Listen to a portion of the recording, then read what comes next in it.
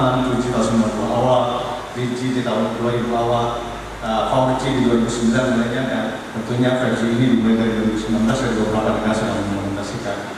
Tentu kita bisa lihat bahwa di 4G ini adalah kita bisa melihat tidak hanya hubungan antara satu pelanggan dengan pelanggan, tetapi juga mesin ke mesin, sehingga bisa bermanfaat bagi baik perorangan maupun industri. Kita bisa melihat di beberapa negara sudah menggunakan teknologi 4G untuk industri. Dan kita bisa melihat apa saja sih impactnya secara konektivitas super cepat, ya.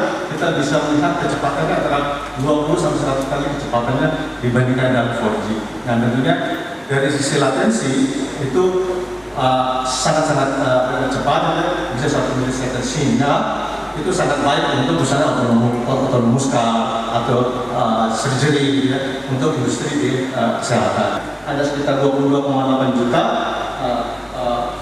kesempatan untuk membuka pekerjaan di berbagai industri manufaktur, industri kesehatan dan sebagainya. Nah, kita bisa beberapa use case-nya gitu ya. Jadi kalau terjadi perang ke depan itu, perang itu sudah tidak banyak menggunakan manusia. Juga kita bagaimana remote control industri di beberapa tempat sekarang kita sudah mulai membangun untuk industri terutama di mining gitu, mengenai robotik. Tapi pada saat ini kita masih menggunakan politik Pak Menteri, Pak Wali, di mana kita meletakkan core network kita di sisi customer. Kita memberikan masyarakat untuk bisa membeli produk kita hanya sebesar 26.000. Artinya apa? Pelanggan kita bisa mendapatkan kuota banyak dengan harga yang cukup relatif murah. Yang kedua, kalau kita lihat apa sih kelebihan 5G? Kelebihan 5G salah satunya bagaimana kalau kita menurut film gitu ya, dengan kualitas HD atau 4K dalam satu jam video itu hanya membutuhkan 1 menit.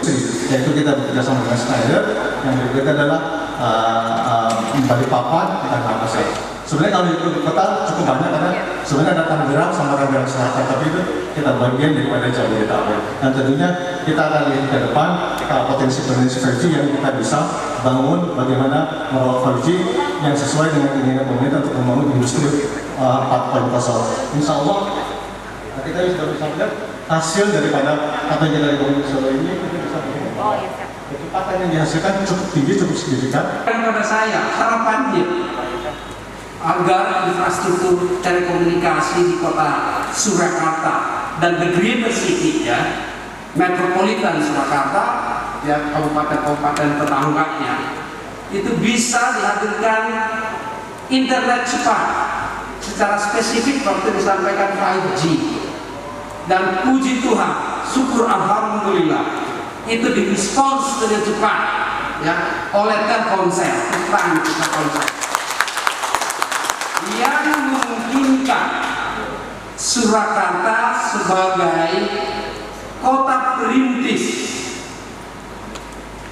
5G Indonesia bersama-sama dengan 8 kota lain di Indonesia yang tadi disebutkan: Jabodetabek, Medan, Batam, Bandung, Surabaya, Balikpapan, Denpasar, Makassar, dan kota Solo. Tentu keperintisan kota Solo tidak saja di 5G, tidak saja di satu game changer untuk telekomunikasi dan transformasi digital Indonesia, tapi Surakarta memang sudah terkenal. Kalau pemerintah membuat regulasi, mengambil bagian bersama-sama operator seluler membangun ICT infrastruktur di sisi hulu upstream, maka kita juga harus memastikan di sisi hilir, di downstream, agar pemanfaatan teknologi baru ini berguna bagi kita, jangan menjadi tempat berkembangnya radikalisme. Pak Andri Lawanda juga untuk bergabung bersama kami. Tangan kanan di sebelah kanan, dan kemudian grup G di sebelah kiri. Iya.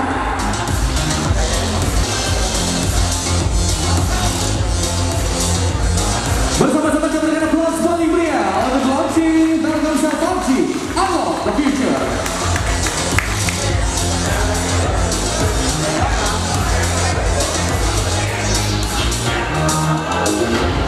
Mewakili Kementerian Kominfo Republik Indonesia kepada pemerintah Kota Surakarta.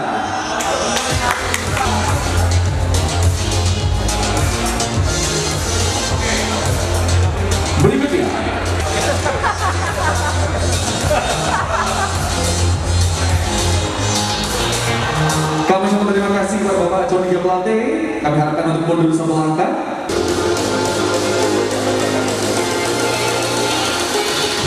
Bersama-sama kita berikan aplaus paling meriah sekali lagi pemberian cendera mata dari Telkomsel kepada pemerintah Kota Surakarta, dari Bapak Wisnu Tama kepada Bapak Gibran Rakabuming. Berikutnya pemberian cendera mata dari pemerintah Kota Surakarta.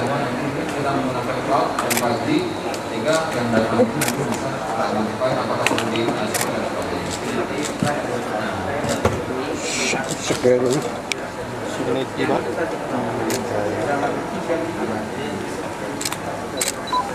Sejauh kameranya Betul.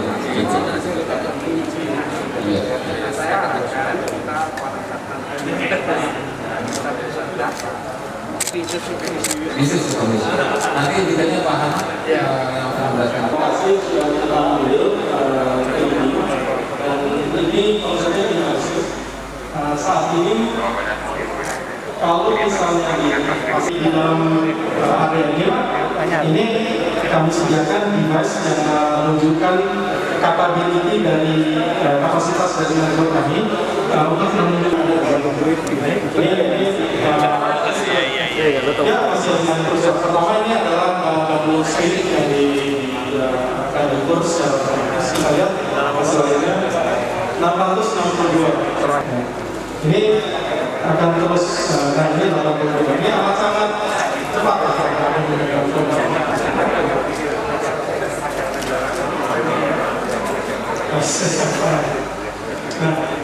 Nah, di sini kami juga kalau melihat alat ini, objek tadi simulasi box seperti ini.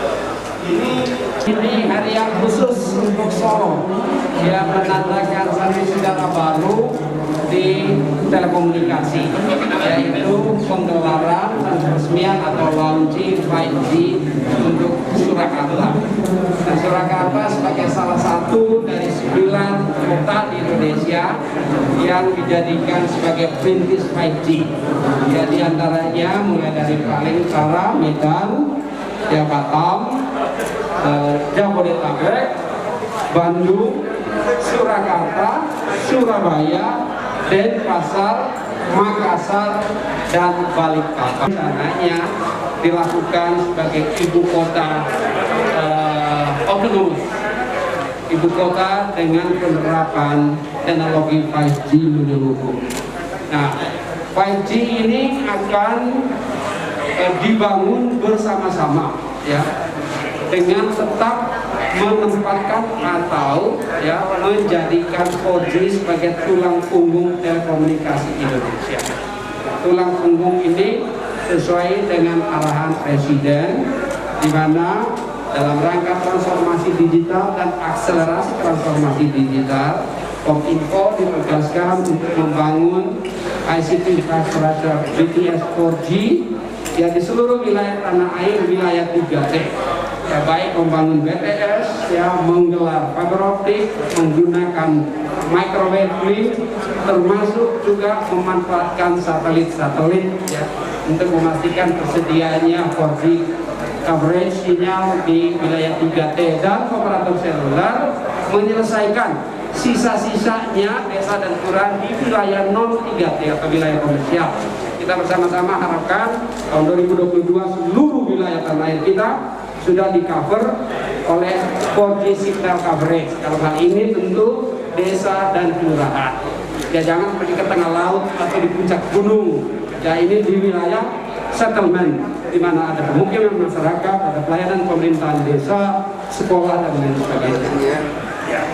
Nah, di saat yang bersamaan, ya, introduction atau awal dari penerapan teknologi baru, yaitu 5G.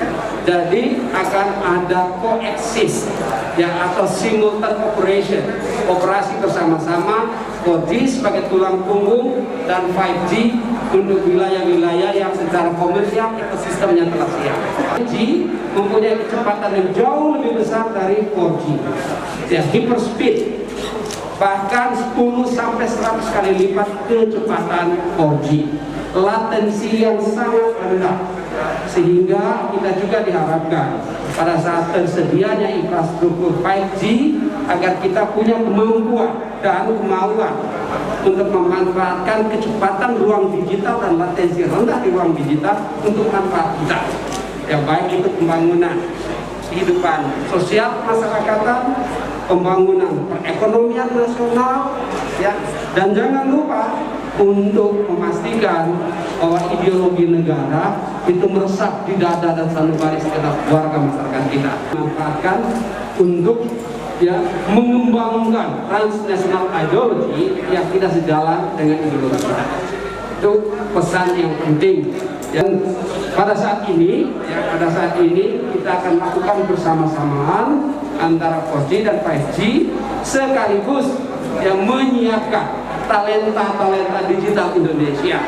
Karenanya Kominfo juga melakukan program di 3 level kecakapan untuk menghasilkan talenta atau SDM digital Indonesia, mulai dari level yang paling basic atau basic skills, ya, keahlian tingkat dasar digital melalui program Gerakan Nasional Literasi Digital yang tahun ini akan menjangkau 12,4 juta rakyat. Tahun depan 12,4 juta rakyat dan seterusnya.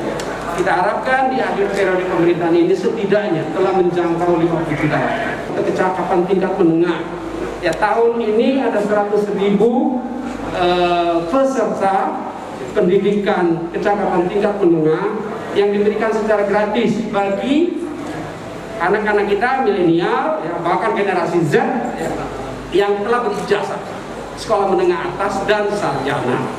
Ya, banyak program-program di situ kurikulumnya seperti kurikulum cloud computing, artificial intelligence, virtual reality, big data, IoT dan lain sebagainya. Dan untuk yang ketiga ada di level kecakapan lanjut atau advanced skill, ya, itu sekitar 300 digital master mentor atau suhu-suhu digital para pejabat-pejabat dari pemerintah daerah, perguruan tinggi dan startup founder. Ini untuk mendukung SDM digital. Kita membangun infrastruktur, menyiapkan regulasi yang memadai, serta menghasilkan sumber daya talenta digital yang memadai. Dan tidak mampu, ini awal, kita sebut keperintisan. Mari kita bangun Indonesia secara keseluruhan untuk mampu, ya. Pak, selain 9 kota ini nantinya akan ada kota mana lagi, Pak? Itu tadi sudah saya sampaikan, kita menggunakan teknologi netral dengan harapan operator seluler akan mengembangkan di kota-kota yang ekosistem dari operator seluler itu masing-masing sudah memadai.